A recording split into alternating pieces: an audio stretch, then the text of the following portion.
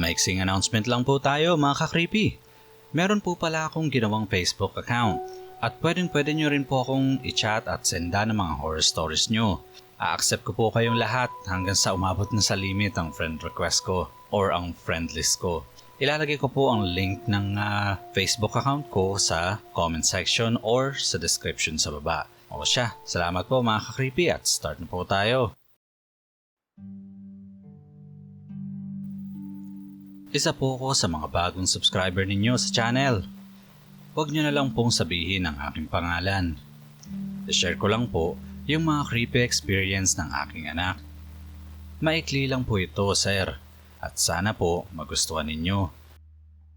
Dahil di man po nakakatakot sa iba, pero sa akin na andoon nung oras na yon ay grabe ang naramdaman kong kilabot.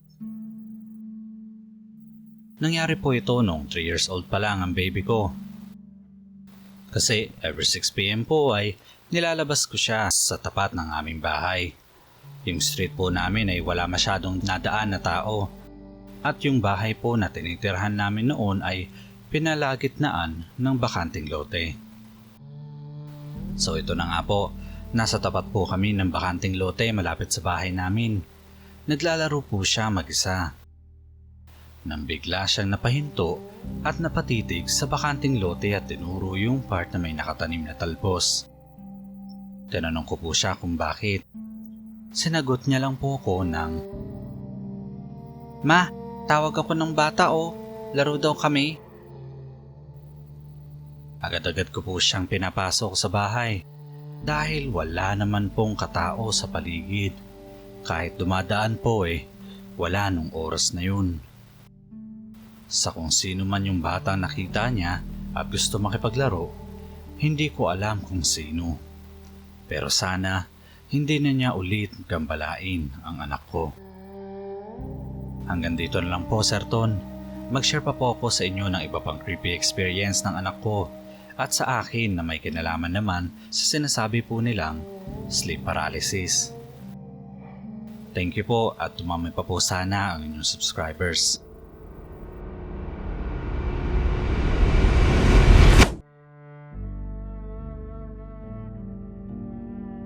Kamusta ka po, Sir Ton? Ako nga pala si Sam. Sana po mabuti ang lagay mo ngayon, lalo na po at may bagyo na namang nadaan. Mag-share lang po sana ako ng story na kinuwento lang din sa akin ng tatay kong tricycle driver. Taga Bicol po kami at madalas talagang bayuhin ng bagyo. At ang ikukwento ko pong story ay nangyari sa tatay kong nakapila sa sakayan ng tricycle habang may tumatamang bagyo sa amin. Hindi ko na maalala ang pangalan ng bagyo, pero nangyari po siya sa tingin ko ay early 2000s pa, noong may super typhoon na kung saan ang mata ng bagyo ay tumama sa Luzon. Bata pa lang po ako noon at nagpumilit na pumasada ang tatay ko noong araw na yun para kumita ng kahit kaunting pera. Sinabi niya sa amin wala naman daw ulan. Malakas na hangin lang ramdam namin ng oras na yun. Kaya ayun, pumasada agad ang tatay ko at kumayod. Halos wala daw sumasakay ng tricycle nung araw na yun. Dahil walang pasok, pati mga nagtatrabaho sa office. Onti lang din silang mga tricycle driver na nakapila sa toda nila. Kasi yung iba, hindi na pumasada at nanatili na lang sa mga bahay nila bilang paghahanda sa bagyo. Ilang oras ang nakalipas, bigla na lang daw pumatak ang napakalakas na ulan na may napakalakas na hangin. Napakabilis daw maging zero visibility ang lugar at dahil nga tricycle lang ang sasakyan, napakalaki ng tsansang matangay ito ng hangin.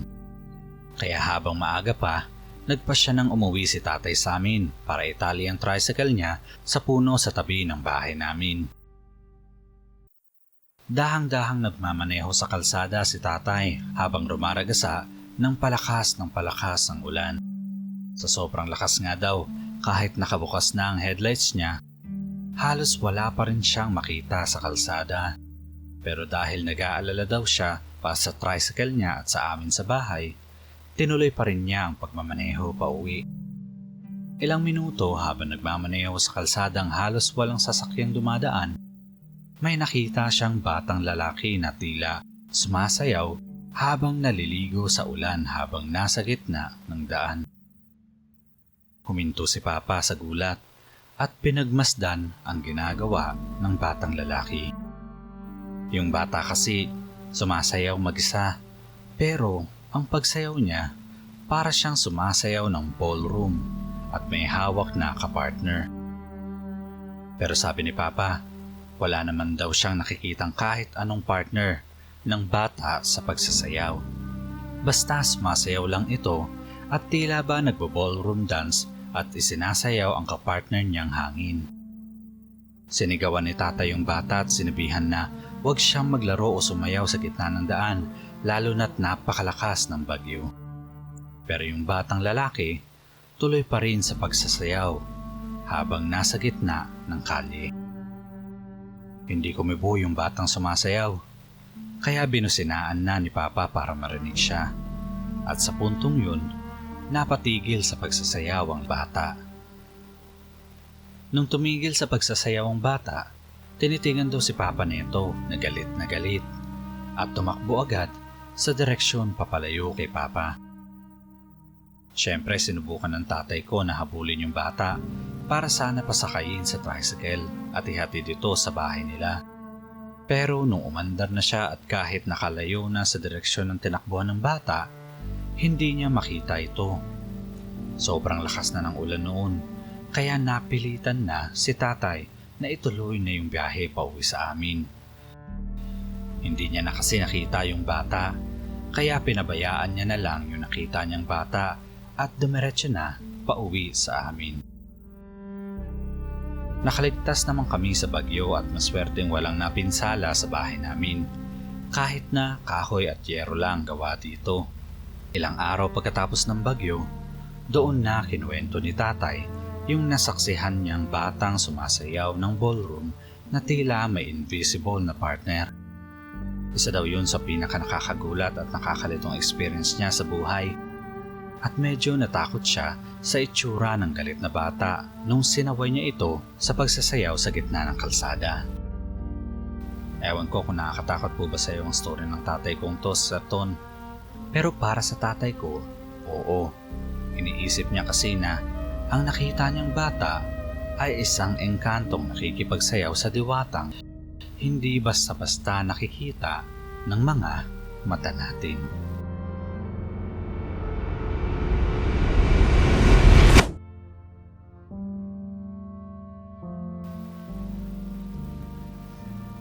Gerald po ang pangalan ko.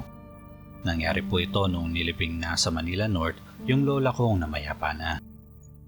Close kami ng lola ko. Ako ang paborito niyang apo, Sir Ton. Pero kahit na ganun, hindi ko man lang magawang umiyak sa lamay pati na rin sa araw mismo ng libing niya.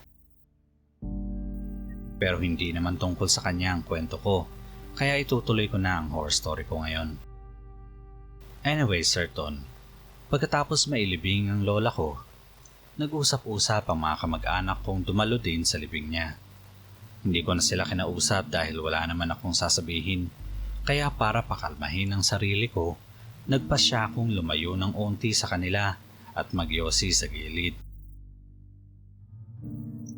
Nung matansya kong medyo nakalayo na ako, saka ko na nilabas yung kaha ng yosi at nagsigarilyo sa gilid ng puntod na may Chinese na pangalan. Habang nag-iyosi at nagsiselfon, may narinig akong mahinang iyak ng sanggol sa di kalayuan. Noong una, hindi ko pinansin kasi baka may taong bumisita lang sa puntod ng kung sino at nagdala ng bata. Kaya nag-scroll na ulit ako sa phone ko. Pero unti-unting lumalakas ang iyak ng sanggol na naririnig ko, Sir Ton, to the point na nakakarindi na siya. Kaya ang ginawa ko, sinubukan kong lapitan ang pinanggagalingan ng iyak ng sanggol. Nung makapunta ako sa lugar kung saan sobrang lakas ng iyak ng sanggol, biglang tumigil ang iyak at tila biglang tumatawa-tawa na siya. Siyempre na-curious ako ng sobra kasi sa pinuntahan kong yun, wala akong nakikitang kahit sinong tao sa paligid ko. Walang libing kagaya ng sa amin. Walang bumibisita. Ako lang ang tao sa paligid at ang pamilya at mga kamag-anak ko medyo malayo sa akin. Maya-maya, napansin ko yung puntod sa harap ko. Medyo malaki siya di kagaya ng iba at kulay light blue na napakalinis ang pintura. May maliit na butas sa gilid, tapos may 2 lapida. Nabasa ko sa lapida na nabuhay siya noong 1976 hanggang 1997. Medyo bata pa nung namatay yung nakalibing. At sa tabi niya, nakita ko yung 1996 at 1997 ding lapida. 1 taong sanggol ang nakalibing kasama niya. Sa puntong yun, medyo kinabahan na ako kasi kanina lang dito nang gagaling iyak ng sanggol.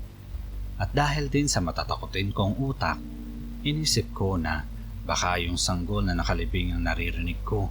Kaya nagpasya na lang akong umalis at bumalik na lang sa libing ng lola ko.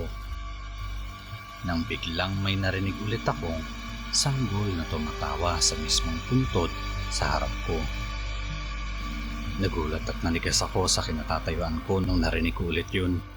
Pinagmasdan ko yung puntod at laking gulat ko nung may nakita akong kamay ng toddler na lumalabas dito. Kaya ayun, Sir Ton, napasigaw na ako ng pagkalakas-lakas at nagtatakbo papunta sa mga kamag-anak ko. Nalaglag ko pa nga yung lighter ko sa pagmamadali.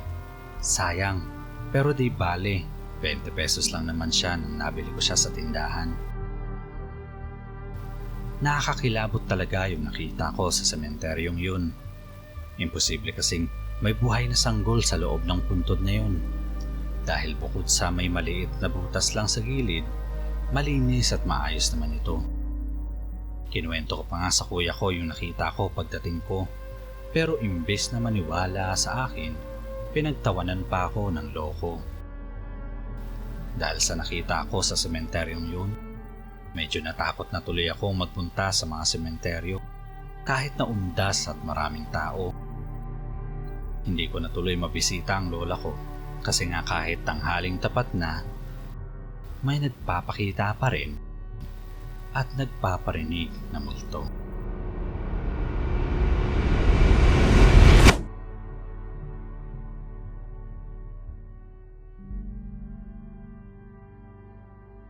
Hello po, Sir Ton.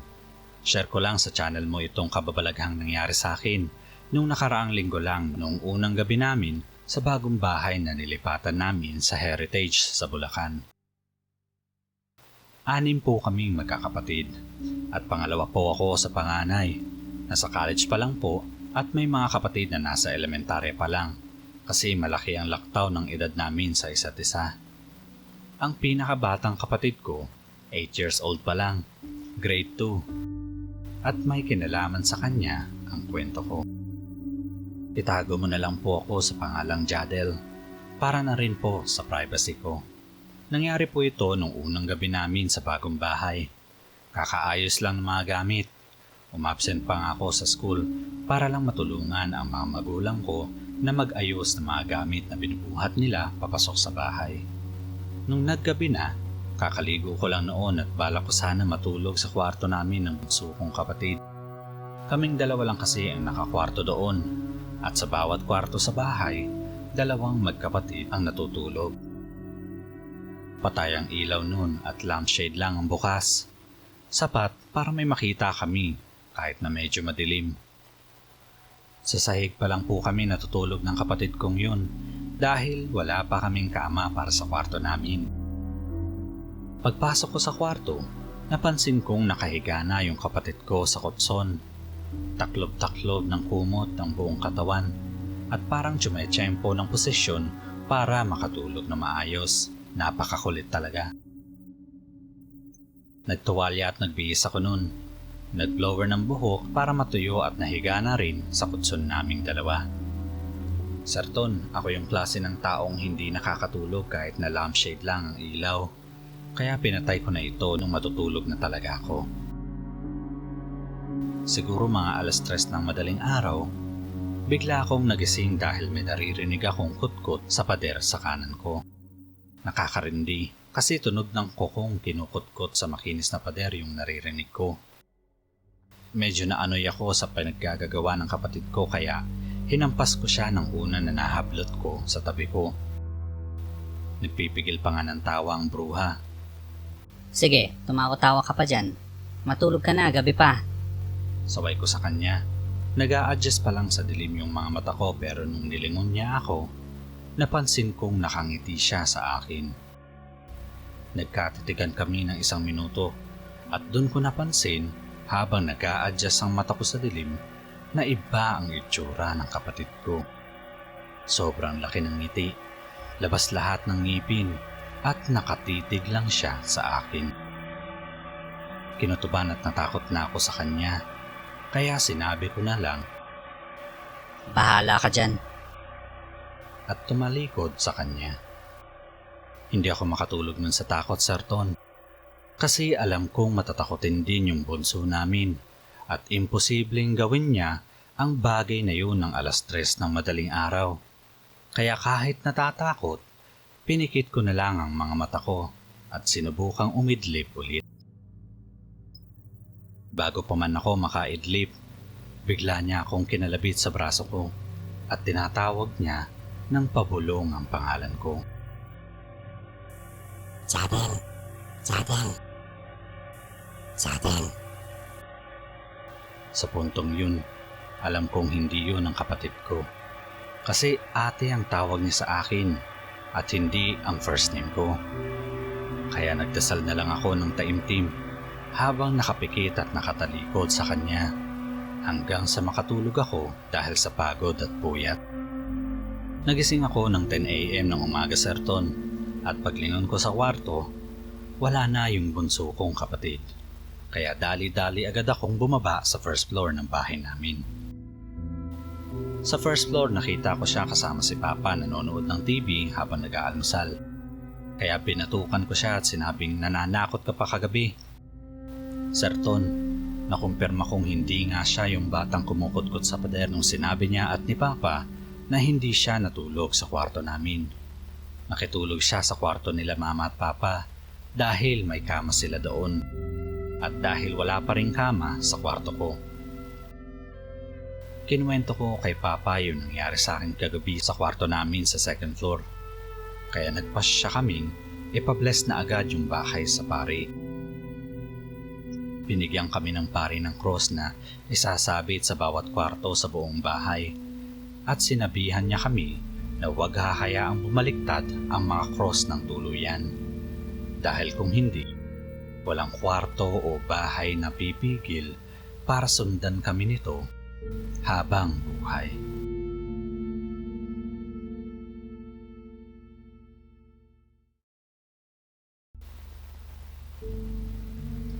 Shoutout segment po tayo mga ka-creepy. Sa shoutout natin ngayon, kukuha tayo ng shoutout sa last video natin ng title ay Radyo at Cellphone Horror Stories. Galing kay Main Gabriel. Pa-shoutout naman po, Sir Ton, pati sa asawa ko na si Marlon Lorecha. Lagi kaming nakikinig sa'yo. God bless and more sub to come. Well, shoutout sa'yo, Main Gabriel, at sa asawa mong si Marlon Lorecha. Shoutout po sa inyong dalawa at maraming salamat po. Galing kay Hermione Angel Vlog. Yehey, nakahabol sa shoutout. Pa-shoutout po ulit, Boston. God bless, mag-send po ako ng story sa'yo next time. Naku, salamat. Salamat po at aabangan ko po ang story mo, Hermione. At shoutout na rin po sa iyo syempre. Shoutout po sa iyo at maraming salamat po sa panonood. Galing kay Ken Bunyi. Hello po Sir Ton, pa-shoutout po ulit. Naubos ko na lahat, pakinggan stories mo. Pet malo ka talaga, idol. Hehe. Welcome rin po Mr. Narrator PH. Lupit mo rin pong mag-narrate, sir. More subscribers to come. Stay safe po sa ating lahat. Well, shoutout sa iyo, Ken Bunyi. At maraming salamat po sa pag-appreciate ng narration naming dalawa ni Mr. Narrator PH. Salamat din po sa panonood. Galing kay Michelle Salo. Pa-shoutout po sir sa mga babies ko, sina Jared at Marius. Nakasama kong nakikinig lagi. Hehehe, salamat po. God bless po and more subscribers. Well, shoutout sa mga babies ni Michelle Salo na sina Jared at Marius. Sana tamang pagkakabigkas ko. Pasensya na ho. Galing kay Roy Alexis Asuncion. Pa-shoutout po Sir Ton. Sakto, pang 8 pa lang ako sa comment. Salamat po. Well, shoutout sa iyo Roy Alexis Asuncion at salamat po sa panonood at sa pa-shoutout. Galing kay Sassy Moldes. Pa-shoutout naman po sa amin dito sa Cotabato City kay Miss Gay at Jenny Girl. More uploads at subscriber pa po. Sir, naubos ko na po lahat ng videos. More power po. Nako, salamat po Sassy Moldes. Shoutout din po pala sa sinasabi niya na si Miss Gay at Jenny Girl. Pabati po yan ni Sassy Moldes. Galing kay Daniel De La Paz. Pa-shoutout po Sir Ton, news up po dahil kay Sir Neb. Well, shoutout sa iyo Daniel De La Paz at maraming salamat sa panonood. Galing kay Powerhouse. Pa-shoutout po kay Wyatt at Jam. Fan po ako ng mga horror channel kagaya nito. Looking forward po for more. Galing mo po sir. Well, salamat po sa iyo Powerhouse at maraming salamat sa panonood. At syempre shoutout kay Wyatt at Jam, pabati ni Powerhouse. Maraming salamat po sa iyo. Galing kay Salay Lusing. Nakakamiss talaga yung mga laruan noon sa Jollibee or McDo. Bukod sa matibay talaga, magaganda pa. Shoutout po ulit. 1.4k subs ka na, Lods. Ay, road to 5k ka na niyan. Kapit lang. Naku, maraming salamat po sa Lay Lusing at shoutout po sa iyo. Sana nga maging 5k na yung subscriber ko. Kapit lang, sikap lang, magiging 5k din yan balang araw. Sana soon. Anyways, maraming salamat po sa panonood sa Lay Lusing. Galing kay Mabel Villanueva. Hello po Sir Ton, pa-shoutout po, God bless and stay safe. Well, shoutout po sa iyo Mabel Villanueva. Maraming salamat po sa panonood. At hanggang dun na lang po tayo sa pa-shoutout mga ka-creepy. Maraming salamat po sa pakikinig ng story natin ngayon at maraming salamat po sa inyong suporta. Also, pasensya na po sa mga nagpapa-shoutout na hindi umabot. First and shoutout lang po ang kaya kong ilagay kada video. Kumbaga, first come, first serve. Pero pwede po tayo humabol sa next episode natin. Try na lang po natin magpa-shoutout sa next episode natin. Kaya mga ka-creepy, kung gusto niyo magpa-shoutout sa next video ko, mag-comment lang kayo dyan sa baba. At ang first and shoutout ay isasama ko sa next video natin. Ulit maraming salamat sa panonood mga ka-creepy at magandang gabi po sa inyong lahat.